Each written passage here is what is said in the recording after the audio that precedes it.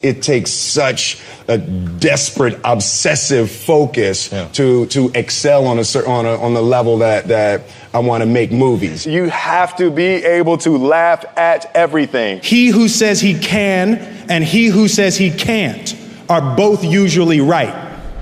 He's an American actor, producer, rapper, and songwriter. He's been ranked as the most bankable movie star worldwide by Forbes. As of 2016, his films have grossed over $7.5 billion worldwide. He's Will Smith, and here's my take on his top 10 rules for success, volume 2. Rule number 1 is my personal favorite, and I'd love to know which one you guys like the best. Also, guys, as you're watching, if you hear something that really resonates with you, please leave it down in the comments below and put quotes around it so other people can be inspired.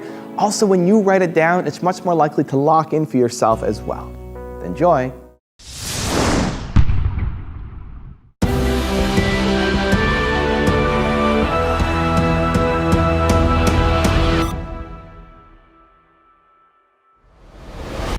I realized that to have the level of success that I want to have, it's difficult to spread it out and do multiple things. You know, it's in order to be world class, and I've made a decision. I want to be world class, and it takes such a desperate, obsessive focus to excel on the level that I want to make movies. You know, I was Star Wars when I was young. I sat in a movie theater and watched Star Wars, and I just couldn't believe that movie made me feel like that, just floored and just stunned by the creativity. And I'm realizing that in order to move people in that way, in order to touch people in that way, you really got to focus with all of your fiber and all of your heart and all of your creativity. The concept of improving lives runs through the center of everything I do. And then I realized that the way to improve lives is to continually improve yourself, right? So with that, every morning when I get out of the bed, you know, I haven't fixed everything in the world yet, so there's always something to do. And in this film, I read an interesting quote for the Siddhartha Gautama, the Buddha. He said that good people have to get out of the bed every day and try to empty the ocean with a ladle, right? And I thought that was, you know, I knew that was profound, and I paused for a second, and I said, all right, what the hell is a ladle, right? Right, so then, you know, I touched it on my iPad, it's ladle. Oh, it's like a big spoon, okay. As we it's say, like a soup spoon, yeah, it's like a soup spoon. I was like, why do you use a soup spoon? So trying to empty the ocean with a soup spoon, you know, as the mentality of how you wake up every day to try to do good in the world. So for me, I'm really driven by continually trying to elevate my mind and elevate my spirit and care for my body, and to be able to love as many people as effectively as possible with this mystery of life that I've been given. For me, I never did anything for money, right? So it was never about money. My experience has been when people do things for money, you make bad choices. Find what you love, and then you'll learn how to make money doing what you love. When I changed careers, I was never changing to something for money. I was changing to something I loved more. Right, and that to me, that's really the only way to keep the passion. If you have two choices, and one is playing the piano, and another one is, you know, bowling, and you can make more money bowling, but you love playing the piano more, you got to play the piano. It's like you'll tear yourself apart if you're not doing the thing that you love most in life. And you know what it is right now. Right now, there's something that you love more than everything. Whatever it is that you love crazy has to be the thing that you dedicate your life. You have to be able to be vulnerable in front of anybody. You know, you have to be comfortable looking silly, you have to be comfortable making mistakes, and you have to break the thing inside of you that doesn't want people to see, right? Because as soon as you allow people to see, all of a sudden you get access to things that you didn't realize you had access to, right?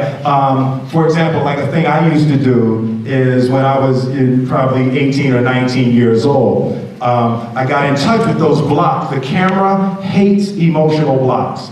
Like you put a camera in somebody's face and they're uncomfortable about delivering the emotion. It looks fake and you feel it. You immediately know it's not real, right? Especially look at the size of this screen. And in a shot, that whole screen could be just your eyes, right? So it's like you can't hide discomfort, uncertainty, so you have to be able to get comfortable, just being anything! Anything that you have to be for the role, you have to be comfortable being it! I'd gotten probably 2 weeks into my preparation for the film, and my father was diagnosed with cancer. So we just started talking about love, time, and death. And it was some of the most open and powerful conversations that we'd ever had. And they gave him 6 weeks. And he lived for 4 months. So about 3 months into the 6 weeks, I go to see him one day and he said, "Man, this is embarrassing." And I said, "What, Dad?" He said, "Man, you tell everybody you're gonna be dead in 6 weeks. 3 months later, you still hanging around." Laughing is the elixir, and that was another thing that my father taught me. He was joking all the way up to the end. Like laughing, you have to be able to laugh at everything. Yeah. And for me, the beautiful part is that's my natural color on the spectrum. I naturally go to comedy, and when I'm looking at something, I'm always trying to find why that's funny. And, it's been really, really helpful in this experience and even just this point in my life. Remember to laugh, and spend time with people that make you laugh. Like that is hugely important. As a child, my parents always told me you could be whatever you want to be. You could do whatever you want to do. And, that office, that position, the highest office on the face of the earth, it was something I heard my parents saying it, but I didn't totally believe it. Yet I went out in the world and I carried myself and I held my head high and I stood there and I looked people in their eyes and I talked to people as if I was deserving of everything that this planet has to offer.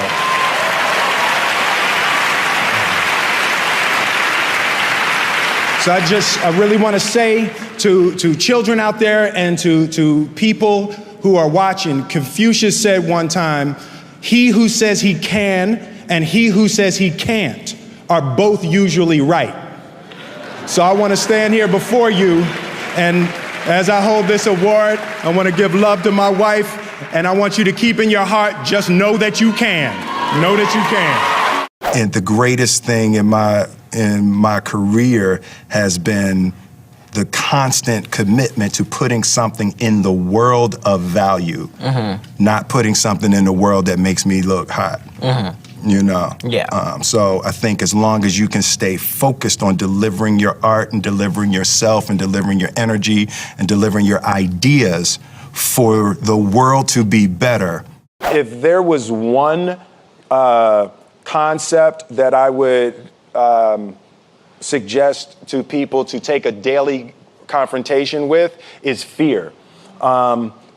The problem with fear is that it lies, right? So fear tells you, hey, if you say that to that girl, she's gonna know she has you, and she'll never really be attracted to you if she knows how much you attracted to her.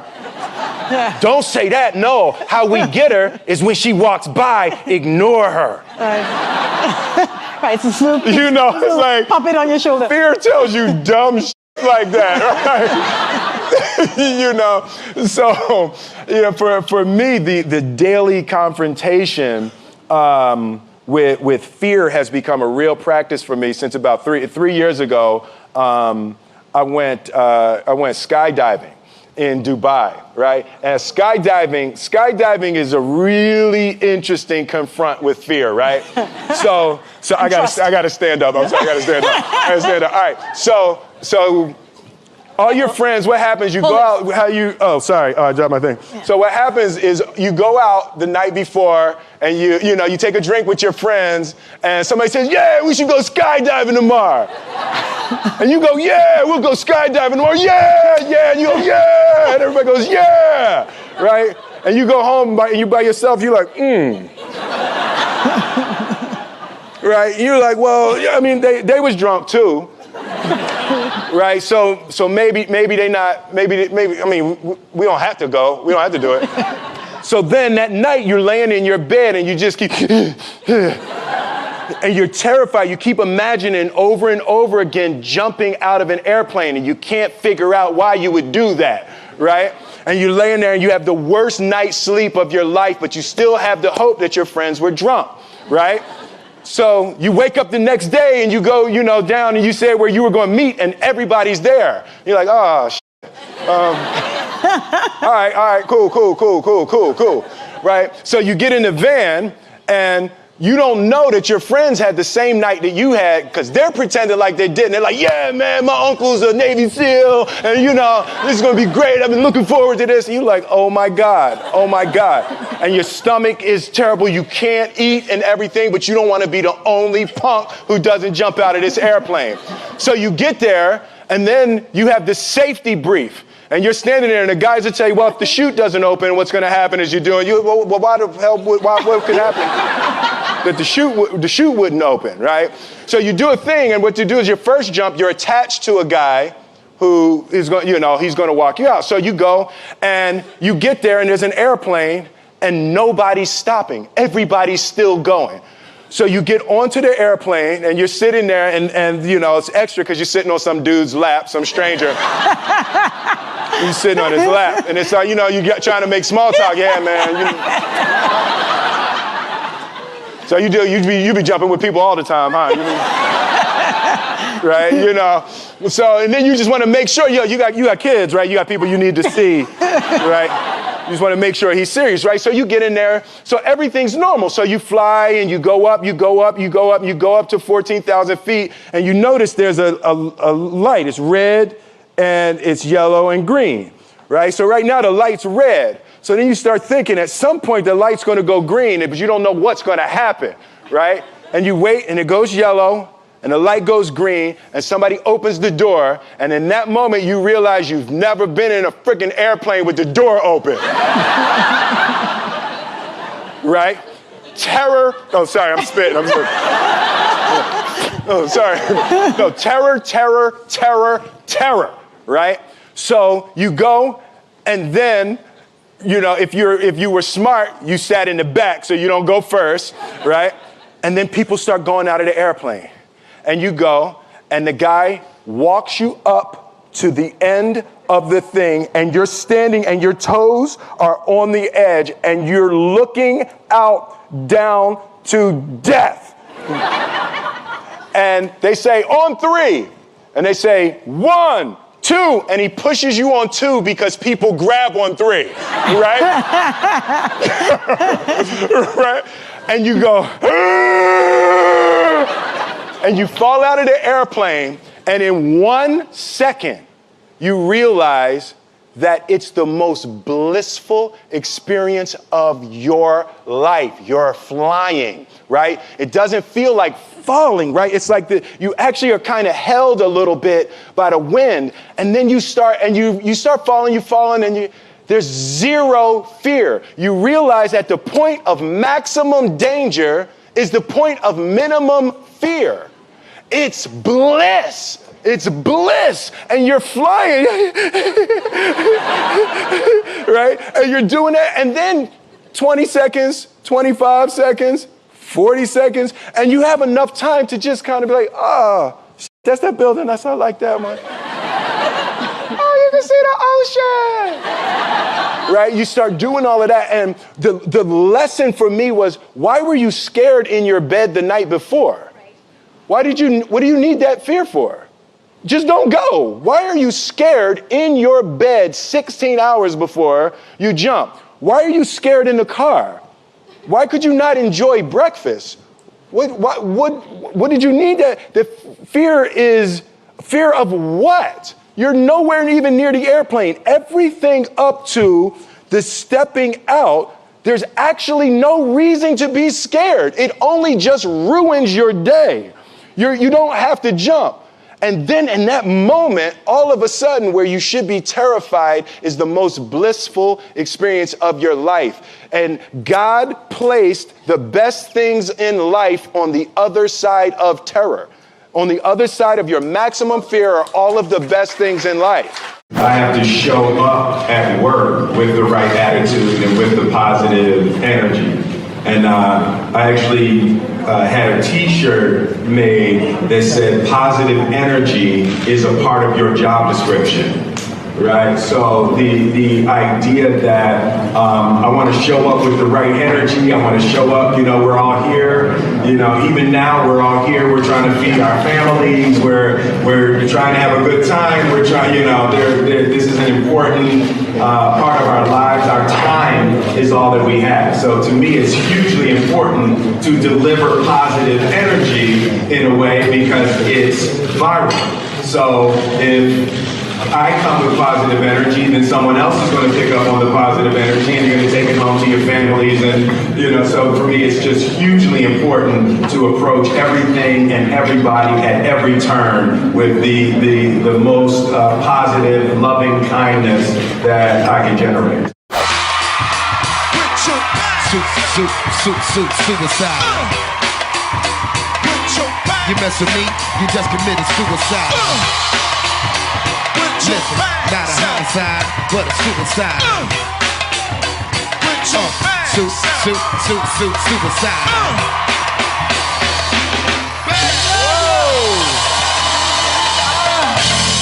They love you. They love you.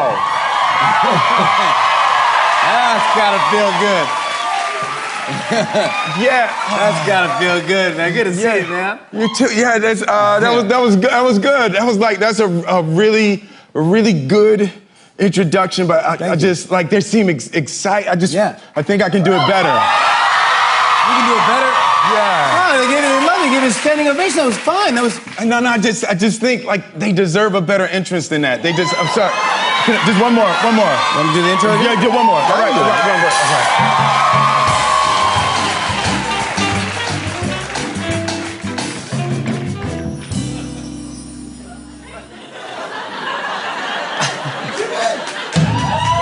Our first guest this evening is one of the biggest stars on the planet. He's a multiple Grammy Award winner and multiple Academy and Golden Globe Award nominee. Next Friday, you can see him alongside Margot Robbie and Jared Leto in one of the most anticipated movies of the summer, Suicide Squad. Please welcome the one, the only, Will Smith!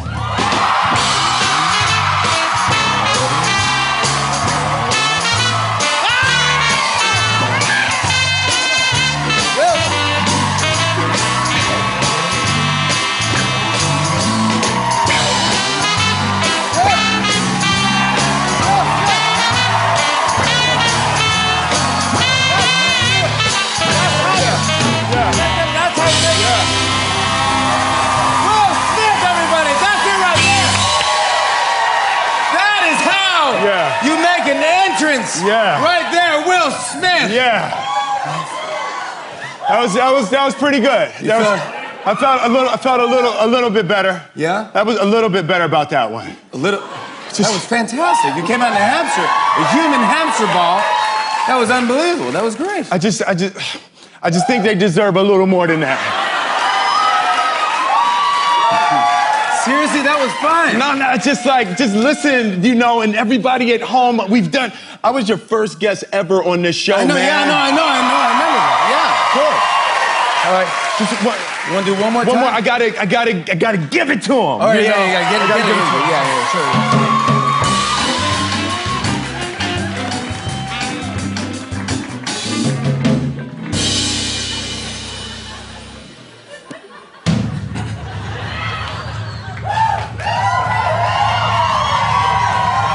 Our first guest this evening is one of the biggest stars on the planet. He's a multiple Grammy Award winner, multiple Academy Golden Globe Award nominee.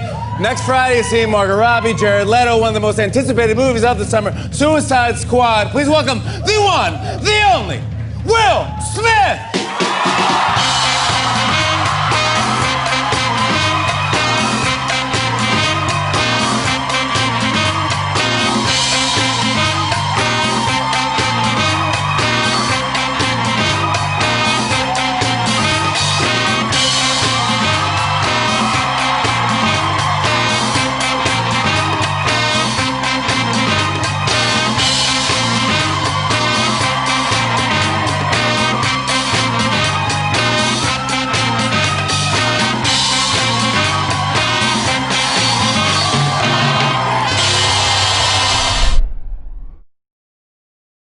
Thank you guys so much for watching. I hope you enjoyed. I'd love to know, what did you think of this video? And in general, what do you think of our Volume 2 series? Leave it down in the comments below. I'd also love to know, what did you learn from Will Smith in this video that had the biggest impact on you? Which clip was your favorite? And what are you going to take from this video today and immediately apply it to your life, your business somehow? Leave it down in the comments below. I'm super curious to find out. Finally, I want to give a quick shout out to Gurav Jr. Gurav, thank you so much for picking up a copy of my book, Your One Word. It really, really, really, really means a lot to me, and I hope you're enjoying the read. So thank you guys so much for watching. I believe in you. I hope you continue to believe in yourself and whatever your one word is.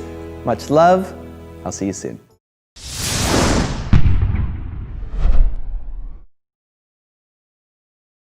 The movies that I made while I was making The Fresh Prince. So it was The Fresh Prince during the winter, and then the summers were Bad Boys, Independence Day, Men in Black, you know, so it was like, it really captured a time. So it's very difficult. I wouldn't have it any other way. I love being able to make people smile and cheer, you know, over that. But I also am going to boldly go to new creation. You know, even something like the decision.